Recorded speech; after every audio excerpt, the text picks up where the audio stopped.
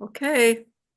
May I just add that I typed all 10 of Garth's books, so I pretty much know his information, and I did all of his PowerPoints. He was a great researcher and he knew the technology, but he didn't like to do it, so his wife did it. Anyway, we're going to start with Izapa, and Jim's already said some of this. It's a mixed-zoque site in Chiapas along the beautiful tropical Pacific coast.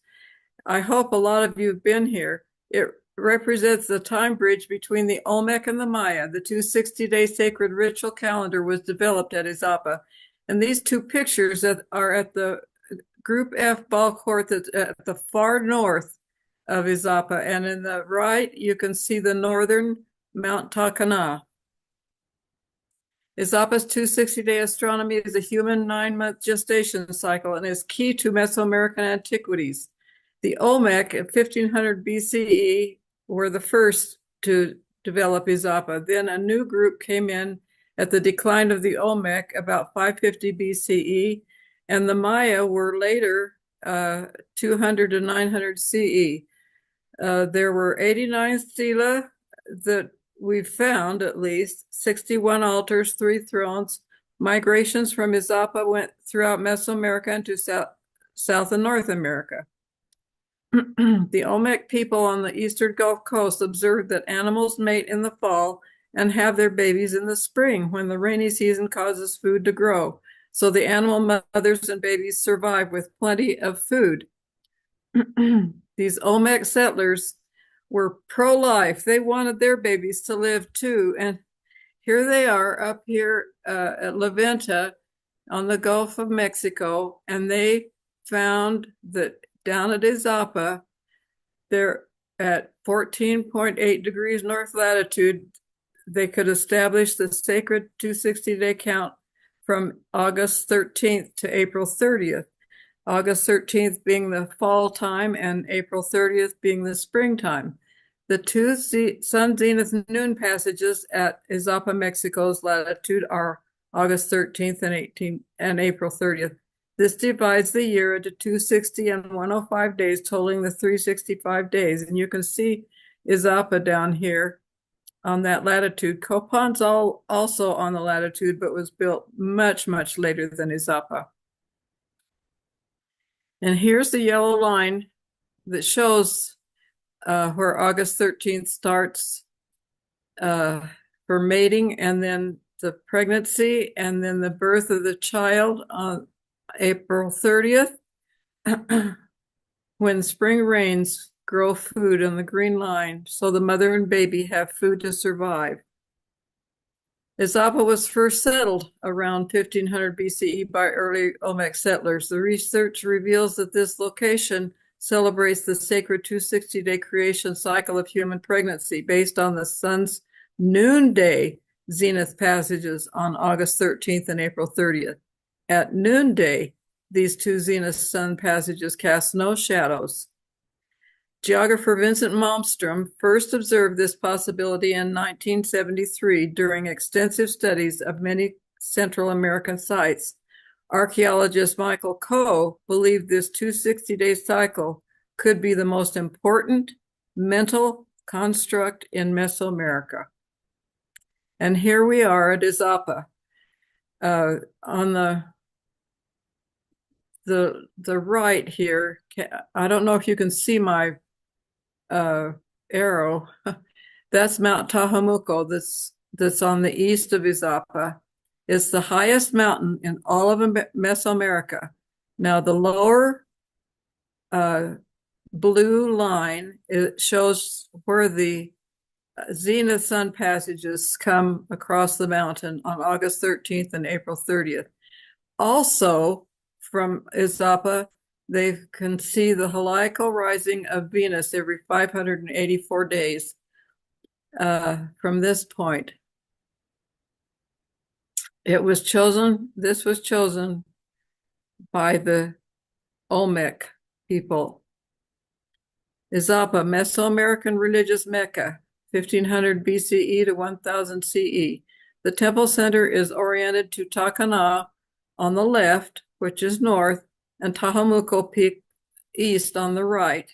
For summer solstice, June 21st sunrise and Venus star rise near Tahomuco's peaks approximately every 584 days. And here's a picture, thanks to Dennis Lisenby, showing in Plaza B that the Olmecs built at Izapa, shows the Venus morning star rising on the right of Mount Tahomuco Peak every 584 days. It is aligned to the Izapa Stela 9 that has resurrection symbols with the god Quetzalcoatl. And I'll show you some of that later. Mount Tahomuco on the east of Izapa is where the sun, moon, and the Venus-Sun zenith passages are. Here's E. Look at E. That's where the sun zenith passage, it's at August 13th, and then it goes south to December 21st, and then goes back north, and then April 30th. So when it's moving in one direction, it's on August 13th, and then it comes back the other direction, and it's April 30th.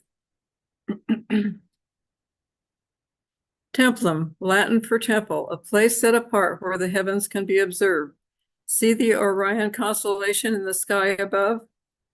This is studied throughout world cultures, and Jim gave us a wonderful presentation. When was it, Jim? A month ago? Yeah, it was in early December. Yeah, on Orion. This is an Izapa diorama by my husband in 1976 for the New World Archaeological Foundation that had the sponsored work at Izapa. Now, August 13th and April 30th, these 260-day count, there's no shadow cast by the two zenith sun passages overhead at high noon on these three pillar balls monuments. 1, 2, 3 that are in the Plaza B that the Olmec developed. And those three pillar balls are believed to represent the three stars in Orion's triangle. And those three front pillar ball stones that represent the three stars in Orion's triangle are right here in the front in Plaza B. And then here are three stela that are behind them. And we're going to start with the one on the right. Stela 10, the new spirit is in a child spirit is up in the clouds coming down to the pregnant mother who's by the tree of life for her to give birth at the end of the 260-day count. The middle stela is a human spirit rising to heaven on the sun god's wings at the summer solstice, June 21st. This on the right is the human spirit rising with the god to heavens. And then the Orion imagery is on the left. The three hearthstones mirror the triangle of stars in Orion with the fire of the N42 nebula in the center. This photo was taken in a Maya household in Santiago Atitlan, courtesy of Robert Sittler, who took part in reigniting the sacred fire at Izapa. In 2018, Dr. Robert M. Rosenvig at Albany, New York, wrote, Izapa, Mexico, at 14.8 degrees north latitude was the capital of the ancient Mesoamerican kingdom, with 60 ancient sites in a territory that covered hundreds of square kilometers. So you can see where Izapa is over here. It's the capital, and there are just a few of the 60 sites that are in this area. Some are north and some are south that are not even in the picture in the map. Now we're going to talk about the Maya ceremony. The Maya Conservancy's Mary Lou Rittinger, second from right, and Sister Georgianne Johnson, fourth from right, and Izapa Cosmos organized a Maya Sacred 260-day count ceremony tour in 2010 with Maya leader Rigoberto Itzap-Chanchavek, plus 12 Mayans. The Maya ceremonies were performed at 5 different ancient sites. The final 3 were Tacalicabaj, Guatemala, Izapa, Mexico, and Momostenango, Guatemala. Maya leader taught Rigoberto Izapa dedicated each of the 3-hour-long ceremonies, 3 hours long, every one of them, to their ancestral roots, the tree trunk and branches, so that participants would be blessed with wisdom from the ancients. Izapa Stela 5 is the most detailed and important tree of life rendering in the world. This is by Dr. Mary Ellen Miller of Yale. A universal symbol up at the upper left is the spiral, which symbolizes families, one eternal round, plus the ancestral family. 8 branches are the posterity up at the top, and the 12 roots are the ancestors at the bottom. This was created in Izapa Plaza A between 400 and 350 BCE. The Tree of Life on Stela 5 and the Milky Way have similar outlines. The Milky Way is a symbol of our universe. The Tree of Life is a symbol of life on Earth. 12 Maya spiritual elders, 6 men and 6 women, perform the sacred 260-day temple ceremony at Izapa. The men wear white and head cover, apron and sash, and later a shawl. The women wear native dress. The Maya 2010 ceremony at Izapa begins by creating an earth circle and putting 4 dots for north, south, east, west, made with sugar. The 260-day human gestation calendar that began at Izapa is continued today by the Maya. The 260-day Tzolk'in is rebirthed, as Jim said. The Quiche Maya spiritual elders create an earth circle and add symbolic items. The creation of the earth circle, they add incense, pine needles, flowers, corn, and other items symbolizing plants and animals created for the earth. As the smoke arose from the burning candles in the circle, we were taught that smoke carries our prayers to heaven. Stela 12 shows smoke. You can see the arrow is going to the burning fire. The new fire ceremony is between 2 seated figures showing smoke rising. Izapa has 3 additional stela that depict fires burning, Stela 5, 18, and 24.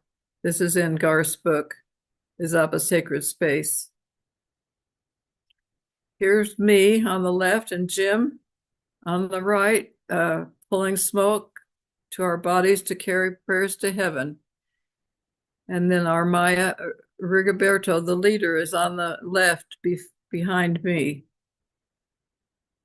And here's the Maya cosmic order. The north is the heavens, east is to ascend, west is to descend, and south is the underworld.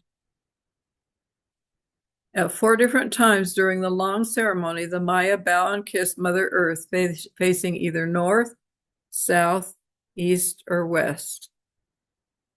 Leader taught Rigoberto Izapa Tantavek blows incense to dispel the evil spirits from the ceremony. A sun god at the top descends from northern Mount Takana to endow Izapa's Stela 4 priest king, who is in the image of Orion. In the Popol Vuh, the Maya creation story, it states that the people of 3 attempted creations did not honor their gods, so they were destroyed with a flood. Then the creator gods made the corn people, Maya, and they were pleased. Here's the spiritual leader praying. He prayed many, excuse me, many times during the ceremony. Next, we had individual blessings offered to each person by one of the 12 elders. And this is my husband, Garth, receiving these blessings. And Jim is the one on the right receiving the blessing. Each Maya held a candle, which equaled light, and a pine branch equaling the tree of life, with which they touched and blessed the body parts of each participant. First, they touched all the parts of the head. Then they blessed the arms and hands, then the front and back, followed by blessing the legs and feet, always touching each part with the candle and pine branch. Now, the coming of spring is symbolized on Izapa Stela 27, the seventh month, March to April, spring equinox near March 21st. The date is 10 Kawak, we think. This young jaguar at the bottom of the picture delivers the sun from the underworld to bring the spring growing season.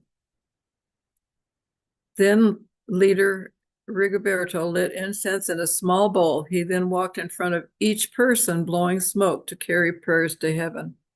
So this was a little different than us standing and pulling the smoke towards ourselves. He stood in front of each one of us. Now, 3 Maya on 4 sides of the circle count to 65. 4 times 65 equals 260 day sacred creation 9-month pregnancy count, the creation of a human baby. This was after everything else was created. They did this counting to celebrate the creation of a human baby, the greatest creation of the creator gods. And this Izapa Stela 10 symbolizes conception and birth. The spirit baby at the top, you can see where the arrow goes up. Here's the baby. The spirit baby is descending down to the pregnant mother who has her back to the tree of life, waiting for the spirit baby to be born. Amazingly, this Izapa Stela 10 aligns from the East Mount Tahamuco on the 9th month on April 12th, right on April 12th, when the rainy season begins. It aligns to that 9th month at the end of the 260-day cycle. Is that amazing? They were amazing astronomers. And here's again showing the yellow circle pregnancy time. This sculpture was done by a young man at Izapa that we met. He did lots of wonderful sculptures of Izapa. And this one is showing a mother having her baby, and her skirt is the Stela 5 Tree of Life monument. Now we're going to watch a summary of this. Summarizes the whole ceremony. In 2010, the Maya Conservancy of Guatemala and Izapa Cosmos of Mexico organized the Mayas to Izapa Creation Calendar Ceremony Tour. 13 Quiche and Cachical Maya elders and a dozen Maya scholars were invited to record the Maya ceremony for posterity. Archaeologist Garth Norman and his wife Cheryl participated. The Quiche Maya of Guatemala are cousins with the Cachiquel, and as recorded in the Totonicapán documents, profess their ancestors came anciently from across the sea, from the region of Babylonia. Izapa, in southern Mexico, is the birthplace of their sacred 260-day calendar. The tour for the Maya ceremonies began in Antigua and then proceeded to the ancient sites of Ixinche, Santiago Atitlan, Tacalicabaj, Izapa, ending at their home of Momostenango in the highlands of Guatemala. All the ceremonies were the same and began with the Maya leader Rigoberto Itzap dedicating the ceremony to their ancestral roots, so the tree trunk and branches, which represent their families, would be blessed with wisdom from the ancients. The Maya men are dressed in white with red headscarves, red shawl and apron with a sash. The Maya women are dressed in native costume with red headscarves. All participating were given red headscarves to wear. Native flute music was in the background during some of the ceremony. The remaining 12 Mayan, 6 men and 6 women, proceeded with the ceremony. First, 3 Maya men formed a circle on the grass with white sugar to represent the earth. They divided the circle into 4 sections, with a dot in each section representing the 4 cardinal directions of the earth. Next, copal incense and pine needles were added, symbolizing the earth. Clear liquid was sprinkled over the circle to symbolize purifying, life-giving rain from the heavens. The liquid alcohol was used to help sustain the candle fire. 6 candles, blue representing heaven, green representing earth, red representing east, black representing west, white representing north, and yellow representing south, were added and lit to symbolize light and heat to sustain earth life. Flowers, pine branches, corn, cocoa beans, and other items were added. These items symbolize plants and animals that were created for the earth. In the Popol Vuh, the sacred book of the Maya, we learn that the first people forgot their creator God and the wisdom he taught, so he destroyed them by flood. After the flood, the corn people came to the earth. As the smoke rose from the candles burning in the circle, we were taught that smoke carries our prayers to heaven. The evil spirits were then cast out by leader Rigoberto so the ceremony could proceed. 12 Mayans positioned themselves with 3 on each side of the 4 sides of the earth circle. We all followed them as they turned east, knelt, and prayed. The leader then blew on his conch shell 4 times. We prayed again, then bent down and kissed Mother Earth.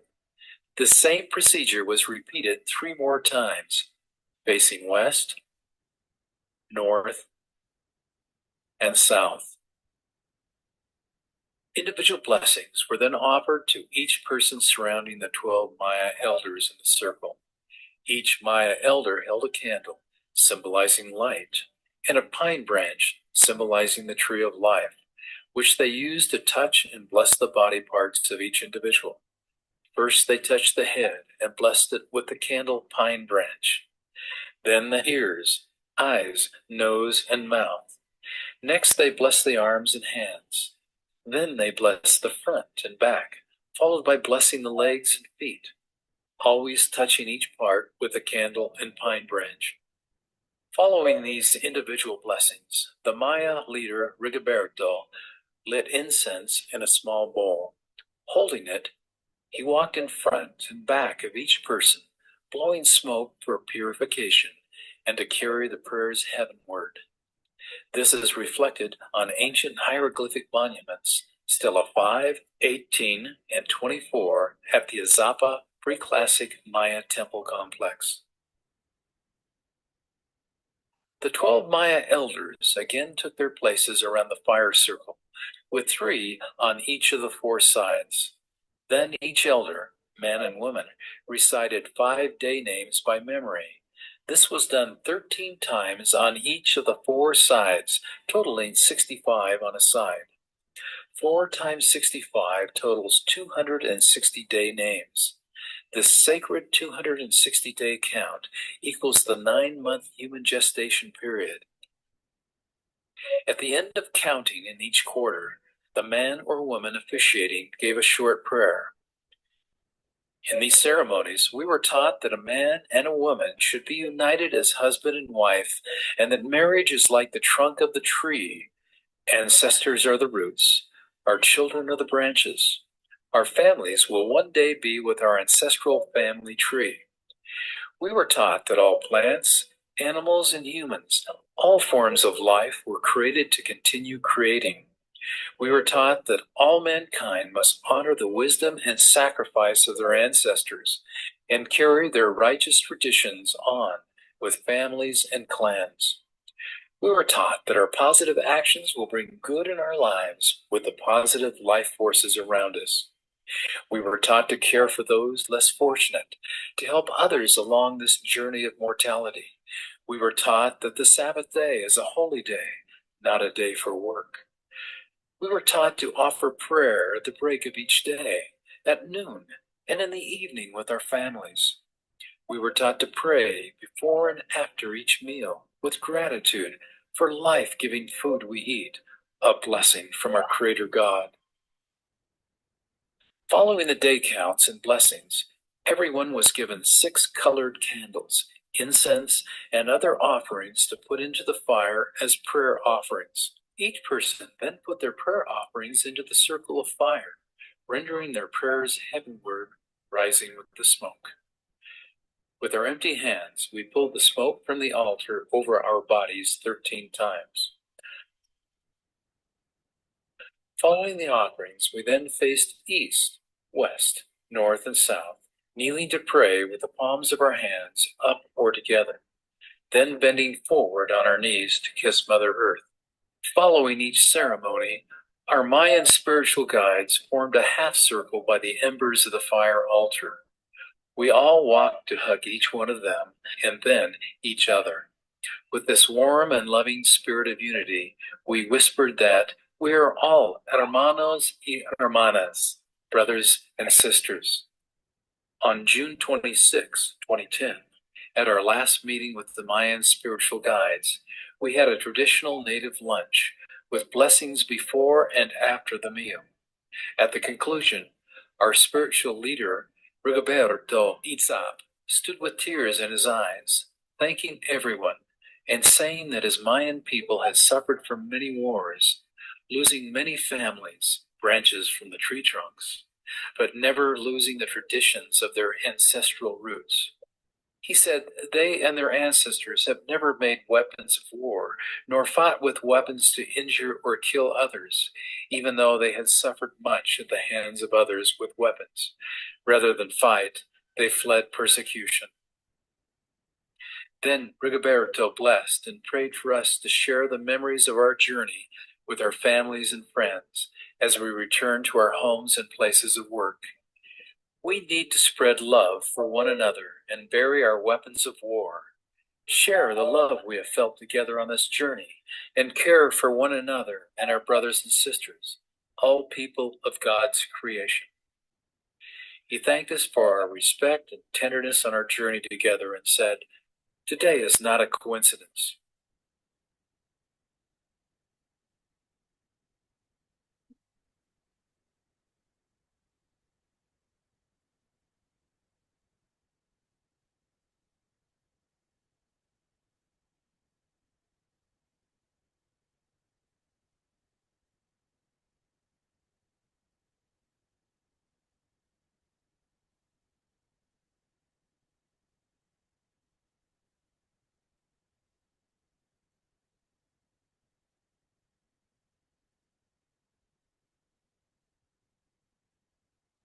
Okay, this shows the Maya view of rebirth, resurrection, world without end. And here we are with this group at our last meeting place in Momostenango, Guatemala. This is the home of the Maya leaders. On the left is Jim Reed holding the flag.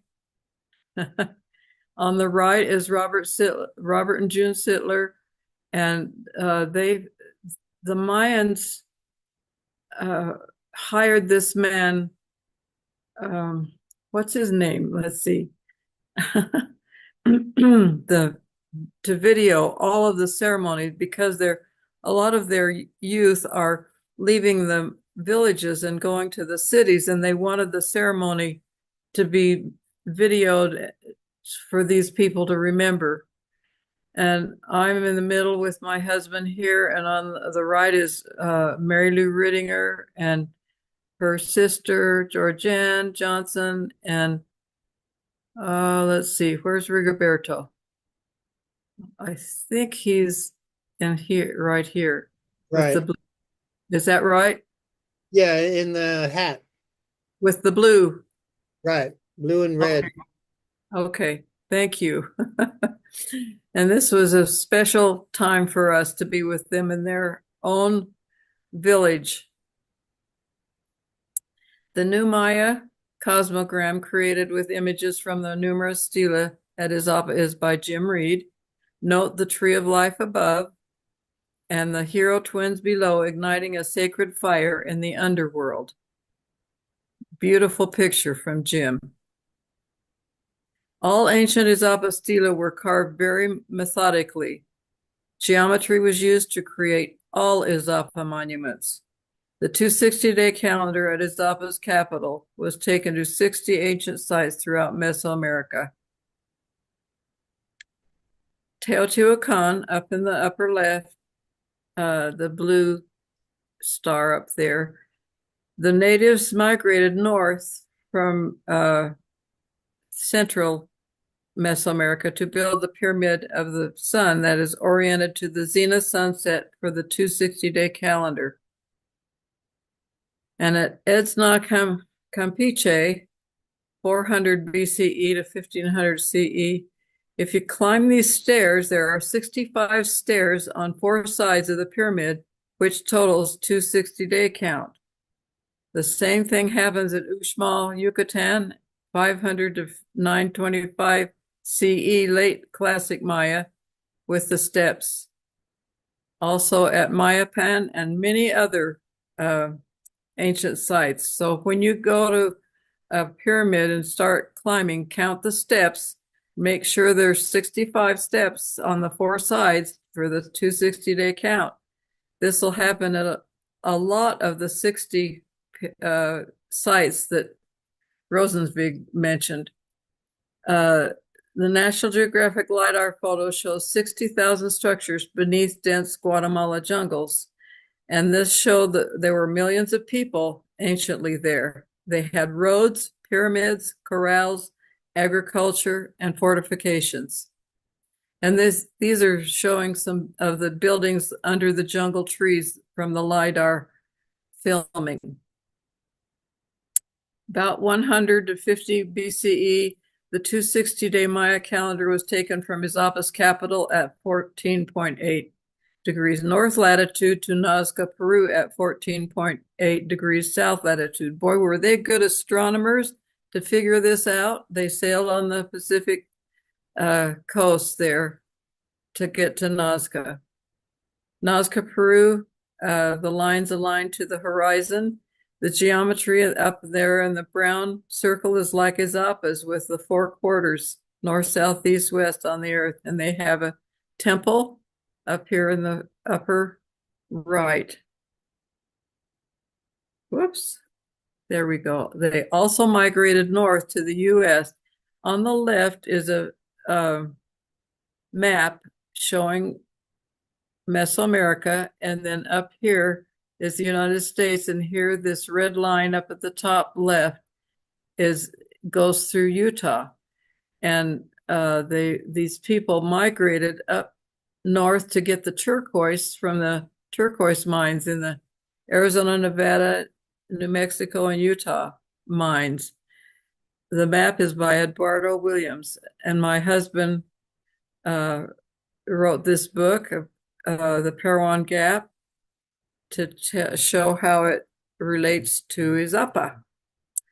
It was built around 700 CE by the Fremont, but the 260-day count is from August 12th to April 29th, 1 day earlier at the Parowan Gap because of the location.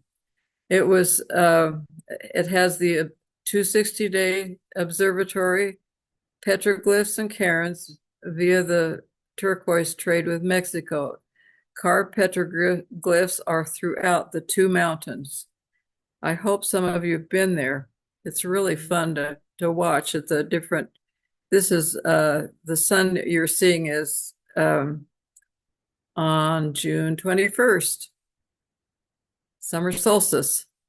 And they have cairns that align with the sun rises and sunsets. I'm sorry. The sun rises on the east and then the sunsets on the west. Have cairns showing the main calendar dates, the solstices and equinoxes. The ancient Maya 260-day sacred human creation temples calendar that began at Izapa's 14.8 degrees north latitude capital was taken by ancient migrants to all of Mesoamerica and beyond to North and South America. And here at Izapa, a visitor center was dedicated to Garth, by Antonio Damiano Atristain. Left is Sergio Naves. He was our chauffeur. Every time Garth and I went down 4 or 5 times a year for the last 60 years, he drove us everywhere. Rodolfo Juan Flores is second from the left. He's establishing an Izapa college. Third from the left is Alberto. He's the Izapa caretaker. And then Garth. And then Dr. Jason Jones is on the right is an RTI photographer, a new photography system, and he photographed a lot of the Izapa Stela, including the famous Izapa Stela 5 with this RTI, because a lot of them are weathered. And with this photography, you could see the detail as thin as a human hair. Amazing photography. Here's inside there's 5 pictures showing the inside of the little visitor center. Garth is on the lower right with Antonio Damiano Atristain, who organized and paid for the visitor center. Here are some of Garth's books. I typed all of them.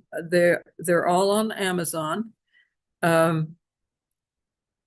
and I've got a bunch of them here at my house too.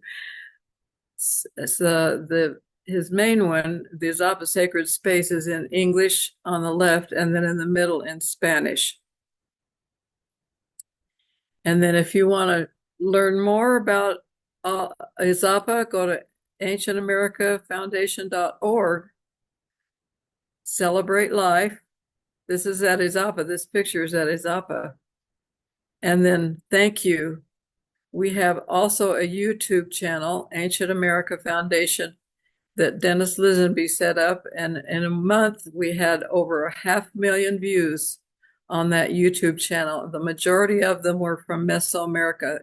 Both the website and the YouTube channel are in English and Spanish. So that's it. Thank you.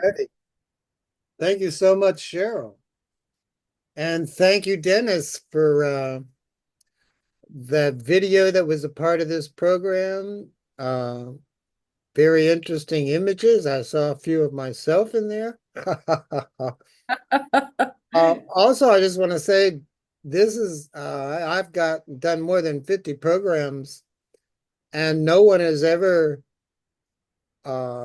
they've embedded motion into their PowerPoints, but they haven't embedded videos. So Dennis, you'll have to teach me how to do that. Yes, thank you, Dennis. Hey, do you want to see the Stela 5 RTI image that you're talking about, and then Garth's overlay, and then the water cycle? Yeah, go to YouTube to see those. Right. You want to give the what do they search for on your YouTube? Ancient American Foundation. That Ancient American Foundation, but you can also go to ancientamericafoundation.org. Go ahead. What's the name of the video that you were mentioning that's on that YouTube channel? Well, there's some 60-second videos that just show some of the stelae. We tried to make them short to find out if anybody has any interest. And we found out they had some interest. They have some interest, quite a bit. Also, Dennis, you can just copy and paste the link and put it in the chat feature for people. Okay. That would be helpful. I'll do that. Do the one that shows Jason Jones RTI. Okay. Of Stela 5. Okay. Yeah. Okay, how do I get out of this, Jim? Just stop sharing. I don't see. Whoops. I don't see stop sharing.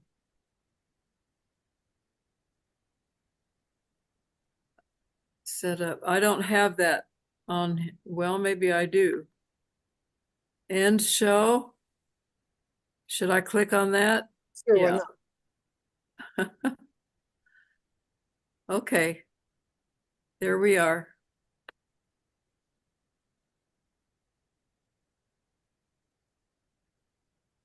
All right, So, we do have a few questions coming in. And anybody now, go ahead and put your questions into the chat feature. We've got some people who have will be attending Maya ceremony soon. Mark Elmy,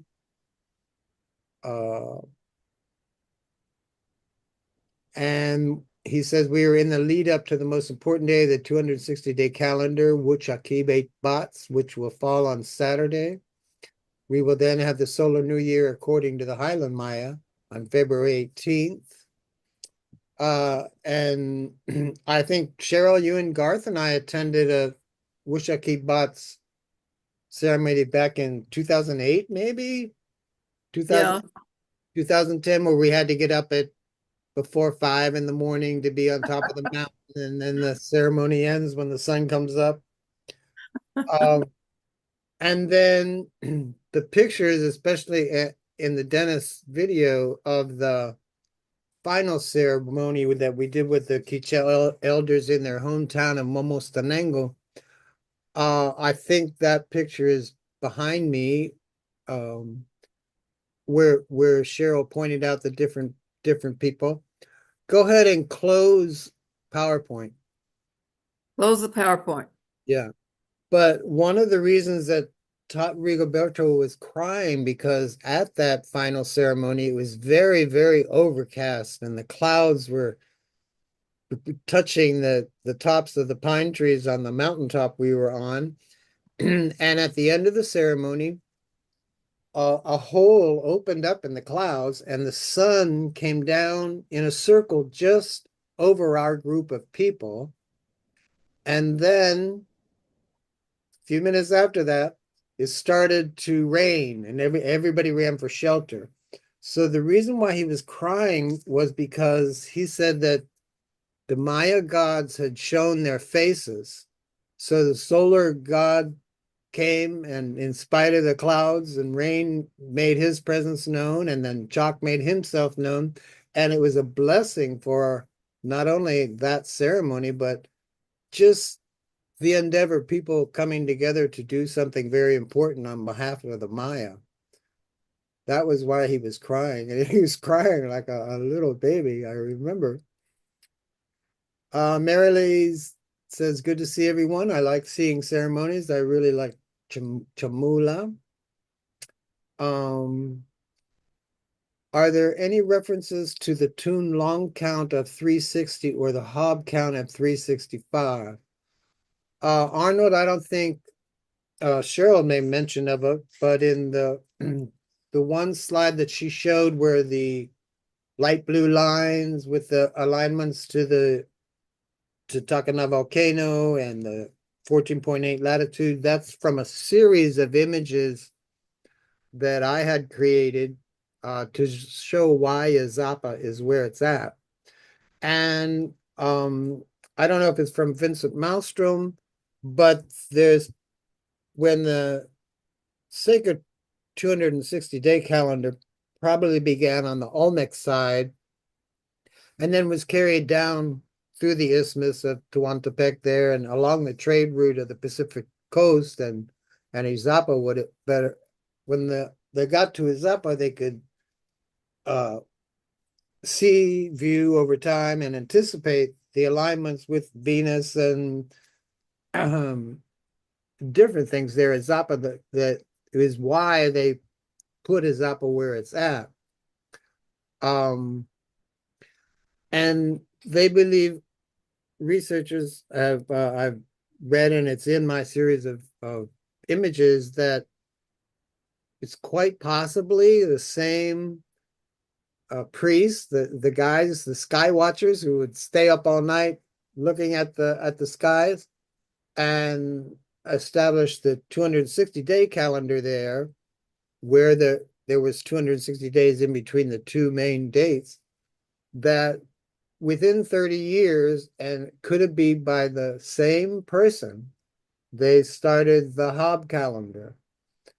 So that's really important that came out of Izapa. And Rob's asked, in the video, the narrator mentions people coming across the ocean from Babylon. Can you elaborate on that?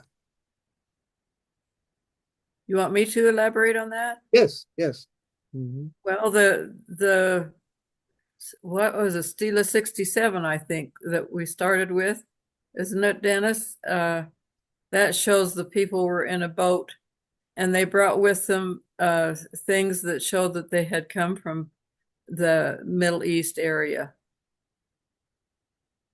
Plus, they were bearded people. bearded people. Yeah, and they brought their measuring sticks that they used the same measurements that were used in Babylon to create the things there at Izapa. And Soren Bear is asking, how do you distinguish Mixezoke and Olmec, and Mam? That goes way far back, and that's not from Cheryl or I. These are researchers that look into the various language groups earlier on, and the Mixezoke came from different parts, and we're especially in that area of the state of Chiapas. But they've even got to the point where they believe they now know what was the language that was spoken in Teotihuacan. So that information isn't derived from us. It's from the scholars and researchers. Thank you, Jim. Christina, are you aware, Cheryl, that your daughter's here tonight with us? Oh, no. Joined, Mom. Oh, there she is. Checking up on you. Okay. Hi, Tina. Hi, I go by Tina. Hey, Christina. And Charles asking, the opening image for the talk was interesting. Besides main figures, I assume from Izapa, I noticed that at the bottom was a band containing fish images. Any guess as to the existence? Also, Izapa was not a coastal site. I wonder about the use of aquaculture as in other areas. Well, Cheryl, you can answer, but these were underwater bands, fish, and sometimes, crustaceans, starfish, and different things will show up. But that's showing whatever's happening, like a person in a boat or whatever's happening above. And Nicholas Helmuth can tell you about like all of this, but that's the underwater underworld band, which has all different kind of symbols that can be used. Nicholas, you want to say anything about? Let me see if he's still here. Yeah, we just posted my PhD dissertation in German and in English has just been posted on myarchaeology.org. And since that's about 8 years of research and several hundred pages and 727 illustrations, I think it's easier to let people download those and read it themselves rather than me to try to put that. I would like to make one mention that the bird, which is coming down from the sky in most of those cases, and the bird being shot, is named the principal bird deity. And it's not a macaw. In the Popol Vuh, there are two stories of birds and trees. One is Seven Macaw, and the other one is a laughing falcon. It's also called the snake-eating hawk. And I'm going to be publishing a whole bunch of stuff on that. But again, it's called the principal bird deity, and it's known throughout Mesoamerica. It's a part of most initial series group glyphs, right? Now, the principal bird deity is primarily a complete bird up in a tree or falling down from the sky. And as I said, it was Bardwell is the one that identified the name, and I discussed it in my PhD dissertation. So again, if you download from the homepage of Maya-archaeology.org, you will find hundreds of photographs and drawings and discussion of the principal bird deity. And in that particular stela that she showed, that's Hunahpu, one of the hero twins who's lost his arm. His arm is up under the wing. Yeah, that's incredible. And how do you tie that into principal bird deity? I mean, this is a story in the Popol Vuh. Yeah, I'm working that all out. I'm going to do another archaeologist iconographer is going to co-author the book with me, and we're going to have 5 other iconographers do different chapters. So that'll take about a year to finish, and then we'll discuss all those issues. And what do you think about the fish showing up in the underworld band? Yeah, well, fish are all over the place. I mean, there are fish in the rivers, there are fish in the lakes, and there are fish out in the ocean. And at a recent symposium in Guatemala, 2 different speakers made presentations on fish, and I'm sorry I don't have their names, but a lot of people do study fish. They're very important. And of course, the shark is found in Olmec art. By the way, nowadays, most people use the word epi-Olmec to talk about the later Olmec that influenced the Maya and kind of separate them from the other Olmec that were much, much earlier. Right. That's academic jargon. Yeah. And then Arnold asked, there was a slide that showed 45 days times 8 cycles. Do you remember that, Cheryl? 45 days what? 45 times 8 cycles. I don't remember that. 45 times 8. And Solomon is asking, with all the baby imagery at Izapa, is there any connection to the modern Maya practice of female abdominal therapy? Well, we've been to Momostenango, and every married woman is a midwife in the Maya communities, and they help each other with natural herbs and things to help them when they have their babies and during their pregnancies. So they still have many, many children today. I'm sure all of you know that. It's not like up here where people have 1 or 2 or 3 or maybe 4 children. They have 8 to 15 children with one woman. But these midwives help each other. Amazing. Just when we visited with them and they showed us all the things that they use, the herbs and so forth. Amazing how they help each other. Okay.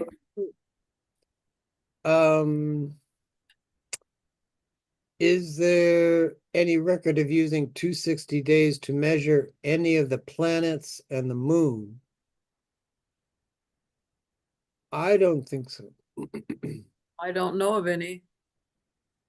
Yeah, I mean, they are very aware of the 819 calendar that correlates some of the cycles of days that it takes a planet to circumnavigate. All of that, there's a lot of research going on that the Maya were aware of, all of the planets and especially the moon, and they could predict eclipses to within 33 seconds or something like that. But I don't know that it exactly is in increments of 260. I think the number is 260 times something. And then that something is what ties it all together. Jim, for Mars, they did because Mars is 780 days, so Yeah. they 260 times 3. Yeah. And I don't think in this presentation either of us could take it any further than that. I mean, you're really reading and researching if with specific interest, just like yours. Any frog imagery associated with giving birth? Well, I know there's what I call I'd it. like to mention, can I break in? Sure. Yeah, this is Nicholas Helmuth. Yeah, most of those frogs are probably bufo toads, which are one of the most hallucinogenic sources in Mesoamerica, along with mushrooms. And I don't try that kind of stuff, but I definitely been studying the bufo toad in Mesoamerican art, and that's probably most likely what those are. The name has changed, biologically, they change the names every century or so, but I call it the bufo toad, and they're extremely common in Maya art and other locations. But again, most of these are not frogs; they're bufo toads. Right, and there's a a well-known image of the toad, and you can see the telltale marks on its shoulder of the glands that are hallucinogenic at Izapa. The stela is at Izapa, and it's famous more because it has its tongue sticking out, and on that tongue is a canoe traveler. So it's to me a visual tie-in of the shamans and the stargazers who stayed up all night of utilizing the Bufus toad and, like you say, mushrooms. But frogs in particular are associated with rebirth and regeneration because they could move from the water world. They could navigate the water world and they could navigate the middle world. And there's a lot of images, and even of where there's a tie-in to the birth of like even the Maya birth glyph. For decades, researchers have called it a frog, but I believe that it's the image of a stole. It's a creature like a miniature catfish that gets all kind of gills, and would be present at the mouth of caves, which the Maya would frequent from very, very early on. So they would encounter these creatures in the water, and they were also a messenger from the underworld, the darkness, the womb, whatever, into the light. And I used to raise a few of them. They were also called dogfish, I think. But they begin their life underwater, and they have their gills, and they have a very wide fan-like tail. And then they go through a complete, I can feed them goldfish food at that point. You can stick your finger to the glass and they'll come up like they're trying to suck your finger. They yawn underwater. They're such cute creatures. They have little personalities, but then they go through a metamorphosis, just like a caterpillar to a butterfly. They go through a metamorphosis where they lose the gills, they lose the tail into a regular lizard tail, and then they come out and live the rest of their life in the middle world on the land, and they start eating little crickets, earth food.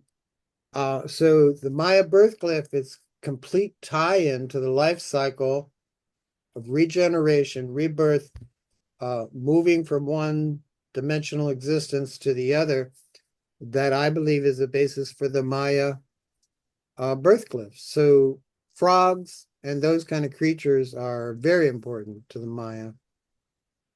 Jim, can I say something here? Certainly. The slide that I showed, well, two slides that I showed, the three pillar balls where there was no shadow, you know, Right. shown, and behind them are three stela that depict some of these things you're talking about. Stela 8, 9, and 10 are right behind them. And if anybody wants to get in Garth's book, you can, yeah, his Izapa Sacred Space book, you can learn more about Stela 8, 9, and 10 and how they relate to what you're talking about. Great. And Mark, you've got a nice comment here. Like I might have sent a little chat message to you. I'd love to have you be a presenter someday. The 2599 day eclipse cycle is called the Zoltskiniks after the sacred calendar, approximately 10 times 260. The eclipse that happened in the US on August 21st, 2017 was mirrored in Chile. Jimena, did you see the eclipse on the 2nd of October? Yes. Great, great. And let's see, anybody have any more questions? Anybody want to unmute and ask a question? Yes. I was trying to ask my mom the question about the planets or moon being involved in the 260-day calendar. There's at least one stela that aligns with Venus. And my mom, of course, knows more about this, but Mom, did you want to tell them what that? Stela, let's see, 9 in Plaza B it aligns with the Venus rise that's In the mountain. 84 days. I don't know where you got 8 times 45. I never put that into one of the slides, Jim. I don't know if it's coming from Arnold. Arnold, do you want to unmute and clarify? Yeah, Jim, thanks. Yeah, Cheryl, it was one of the slides that you put up. It was an image of a circle with 45-day sort of triangles inside the circle. Oh yeah. Okay. That's just measuring the time periods. That And the time period is 45 days times 8 triangles adds up to 360. correct. And that's why I was kind of asking, because there's, it's a different cycle. There are many cycles that are recorded on Izapa Stela. Stela, which one was it that I was showing that had all the calendar dates? Stela 5 is one of them that Garth in his book shows the different calendar dates. And what was the other one? I can't remember what the other one was that I showed. Was it 12? Yeah, I just remember the circle. Yes. And it broken into 45-day sections, that's all. Right. And I was just asking if you knew more about those cycles and that time period.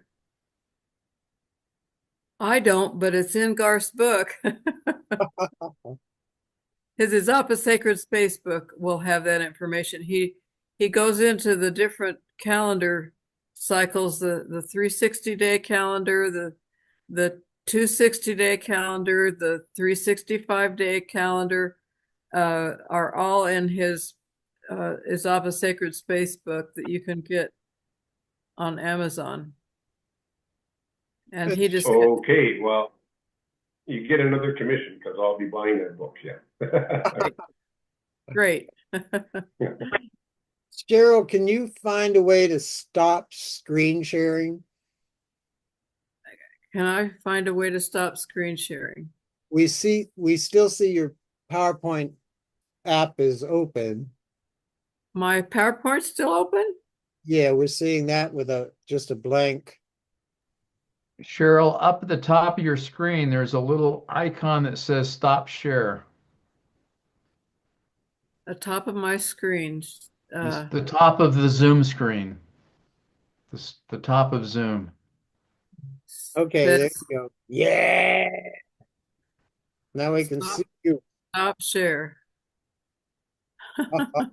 That's perfect. That's good. I don't see it.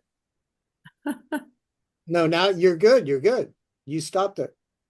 I stopped it? Yeah, now you're big. Everybody can see you big. Don't be picking your nose or nothing. I wanted to mention too about the frog connection to birth. Outside of Copan, there's a waterfall, and there's stones that the Maya shaped in the form of frogs, and it's the word for frog, it's Los Sapos. But this is a place where the Maya woman would come to probably give birth, or whatever. But it was also very, very frog connected. So yeah, you could Google Los Sapos, Copan, Honduras, maybe, and see some images of it. Anybody else got any questions? Babylonians had 360-day calendar also. Yeah. All right. Well, if everybody's happy and has no more questions. And the recording will be on Atzlander, on what, Jim? The Outlander YouTube channel. Give me a few days and then I'll get it up there. And because I add an intro slide, I add exit slides, and I add a little music here and there. If you want to send me that link to your piano playing, that would be nice.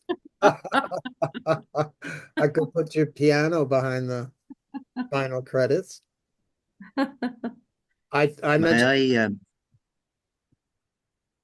Hi. Hey, Jim. Hey, Mark. Hi. I just wanted to ask something. Sorry, I did have a question, but I was hesitating. The angle between the Stella and the Tacumulco volcano that marks the Venus rise. What heading is that on, out of interest? What heading? Yeah, kind of like how many degrees? It looks like it's probably somewhere around about 62, something like that. I don't know. Okay. I was just wondering because the Venus will rise in 5 different places on the horizon. So it Yes. probably marks the most northerly one. And I just wondered what the angle was there. Dennis, do you know? No. Okay. I don't know Okay. either. It's Okay. probably in the book. Okay, thank you. Yeah. Izapa Sacred Space. Okay. Thanks very much. Yes. Um, Thank you for there watching. was Thank you. There was also something that I noticed last year with eclipses. You know, we had this eclipse down here. Well, you had it up there on April 8th, I think it was. Yeah. Uh-huh. So that was the day 9 Kamei. And the day 9 Kamei in 1991 was also a solar eclipse.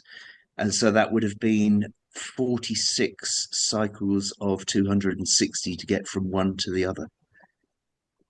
Wow. You're a smart man, Marco. Wow. Well, I was surprised. My my birthday is 9 Kamei. My stepson's was 9 Kamei, and there's a place here that was conceived on 11th of July 1991. And so when I realized that they were both solar eclipses, I'm like, 46 cycles is kind of interesting how that shows up. Boy, you're observant. That's it. We should have him do Awesome. it. You need to do, I'm looking for people in July or August. I have 2 people scheduled for each month through June. So turns out Aslander's the place to be, I think. But Cool. yeah, See what we Mark, can do. it'd be great if you could get a program together. Do you have any articles Yeah. or things like that on Academia EDU or anywhere? No, not anything academic. I'm not that. But yeah, I'm just about to, because I live on Lake Atitlan, so I'm more or less 14.8 degrees north here. Right. And I do love the, kind of the solar zenith transit. It's still an exciting thing for me coming from 52 degrees north. And Are so you, I set up poles and posts and levels to actually see that, kind of like the sun shining through.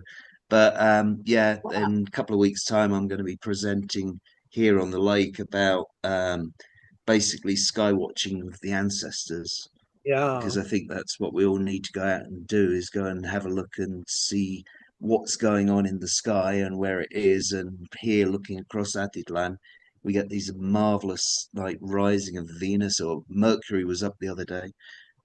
So it gives us a real opportunity to go out and watch like the ancestors did. Do you know Vincent Stanzione? Yeah, yeah, yeah. Uh, He's just up the road from me. yeah, Yeah, we. he's got a few books out, and one of them I know I've reproduced his alignments, astronomical alignments from the lake above the volcanoes and stuff like that. Yeah, make sure to keep Yeah, with Vincent. Um, yeah, yeah. He was down here this time, well, nearly this time last year. We made the New Year ceremony together in my garden at sunrise. oh wow. So we'll probably be doing something similar to that on February 18th. On one of the visits, yeah, I've had taken groups to Santiago and around, but I would always meet with Vincent, and he would give my group a talking to. Yeah, And fabulous guy. one of the times we rented a boat and Vincent was with us and we went out and floated above the underwater site. Stammerbach. Samawak. Yeah. Yeah, That was really good. yeah. The And Roberto Samayoa is my neighbor, the guy that like did all the diving down there. oh, all right, really? Yeah. Yeah, yeah. Has some very interesting I think I was in pots in the email museum over contact with there. him a few years ago. Yeah. Yeah.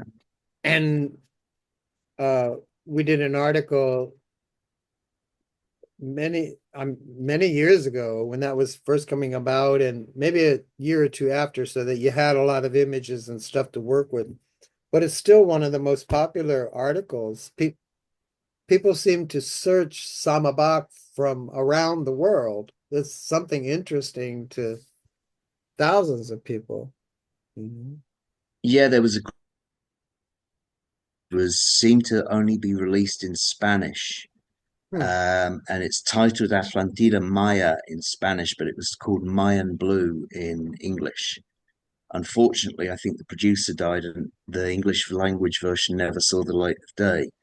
Oh, But there's also been a lot of rather naff AI representations of Samabach that have been kind of like going all over Facebook, and so they're showing pyramids, and there's walls, there's temple structures, there's stelae under there, and that kind of thing. But the pyramids that they're showing are kind of like a little bit on the creative side, let's say.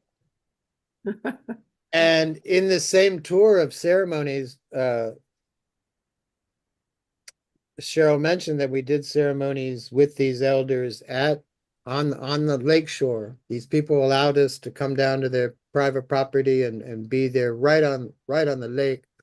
But we had to go through a field of giant corn stalks. They are the nothing like, I mean, what you see growing in the United States is probably 1/3 of the height of what these giant stalks were in the fields of corn, right bordering the lake.